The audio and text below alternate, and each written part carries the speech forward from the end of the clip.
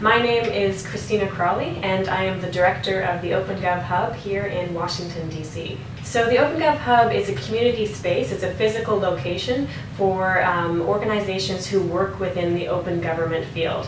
And so this is a combination of groups who approach open government in terms of transparency, open data, participation, and technology. And so a lot of the groups here will have a focus on technology, building software tools to promote transparency. Others will take it from a more research or advocacy angle. And for the most part, the groups here are nonprofit organizations, but we do have a number of for-profit groups as well.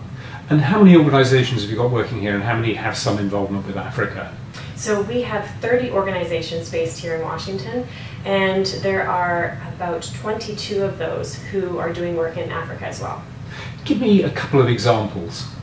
So there is a group called Internews. They have their internet team that's based here at the OpenGov Hub, and they do a lot of work worldwide, but also in Africa, in terms of civic journalism, teaching citizens to use tools, whether it's using SMS or video or a lot of smartphones that are prevalent in Africa now, and trying to get them to learn how to get their voices out, to be involved in the civic process.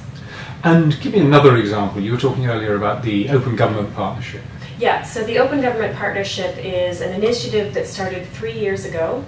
It was pushed by the United States government, involved about 10 governments, national governments worldwide, and now involves around 68, almost 70 organizations, national governments, who are working specifically on increasing transparency in their countries. And so they work on national action plans every year to increase the way that they are making their freedom of information laws more accessible to citizens, to publish their budgets, and to just simply be more accountable and more transparent in the way that they run their governments. And that involves open data? Yes, most certainly. And so just trying to make sure that citizens are able to access information seamlessly, if possible, or at least easily, and to be able to translate that open data into further civic initiatives, progress, and also for business as well to make the economy grow even more. And what works well in terms of the idea of open government?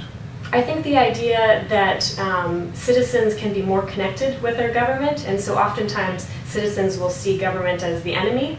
And here, if government can be more transparent in the way that they work, and also provide opportunities for citizens to be involved in that process, whether it be budget or action lines, that then there can be more of a connection, and that it's a working together, collaborative process. What doesn't work? When does it fail?